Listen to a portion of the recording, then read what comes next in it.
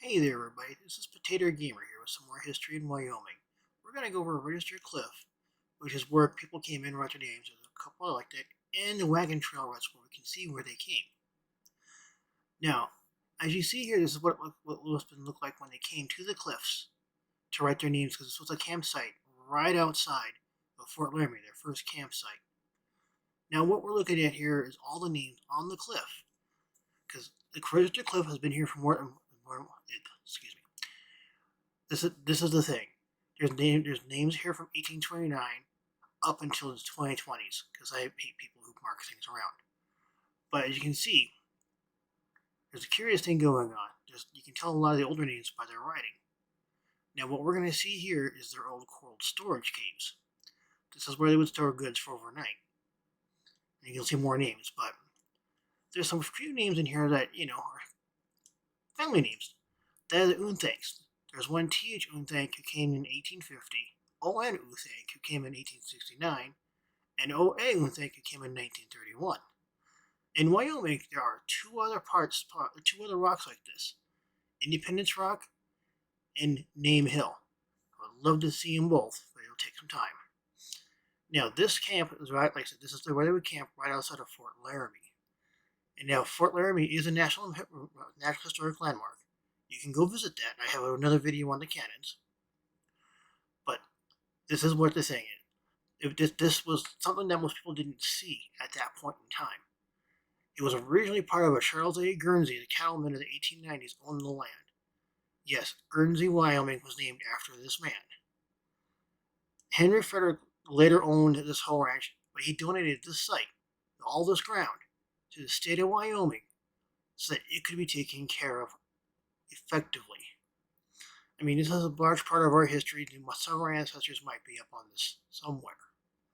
What said, when we look at these things, we're looking at people who lived 100 plus years ago, sometimes a whole lot more than that. And like I said, you can definitely tell the difference in the language. They used to do a lot more cursive. See, look, there's a 1931 right there. H. Kaiser. That's not the one we were talking about earlier. But some people really were not that nice. And sometimes you gotta wonder, how did they get up there? Because there's some really high names. Now we're gonna go hang up around the tree here that's in the middle. I mean, we really don't want to destroy the trees or anything out here. Notice the background, because this is what they would have seen coming up and over again. It's just, oh yeah, ignore the bird nests. There's like a lot of names, a lot of people who've been through here through the years. Sometimes it's kind of humbling to standing next to those 1840s and 1850s thinking what spirit these people had to come over to West with nothing more than a wagon pulled by oxen with their horses behind them. No, they didn't use horses. They didn't have enough stamina to do it. It was mostly like an ox. They would draft animal like that would do it. It made it much easier for them to transport what goods they had in their family up over this terrain, as you're going to see. Because what we're looking at is kind of flat right now. It's over by the Platte or Plate River, potato.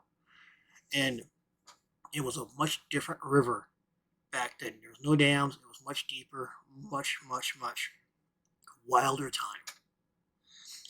Much more, not much out there anyway. Now you'll see the graveyard here very soon. This is where we found some of the other settlers that were passed away at this point, because it does happen. Natural causes, Native Americans, I don't know.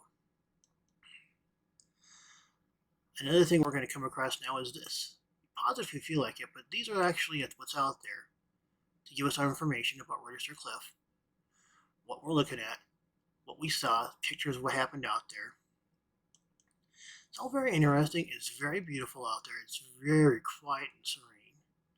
We'll come up to that soon. Now we're going to come up where they came from, Register Cliff, up over to the wagon tracks. We're going to be able to see what it is they were seeing somewhat. This land really has not changed. I mean, look how open this is.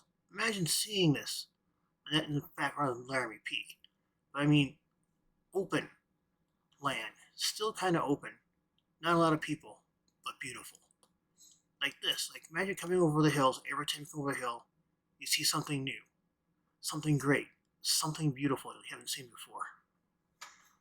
These are just some of the pictures that I've taken from around the area of these tracks. Now this is the grave from one of the wagon trains. I can't remember who it is off the top of my head.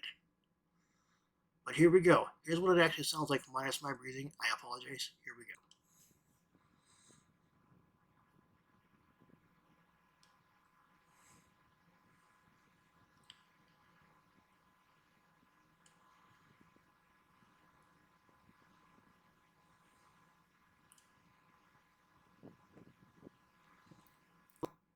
And now this is what it looks like where they were coming up from the register cliff. This is more limestone rock. They cut some of the pass through, but their wheels were shot in iron, so they would cut more pass through this as they went. Every time they went over, it went a little deeper with a little more people. It was flatter then because the weather has been terrible. They're doing what they can to take care of this spot. But just remember, this is one of the major areas where the travelers will come over, up and over. This is roughly during the years 1841 to 1869 the site was used. And the first recorded use of that route was in 1812, when Robert Stewart and 6 companions returned east from the mouth of the Columbus River. Traders, trappers, and missionaries took Stewart's route in the decades that followed. This one right here.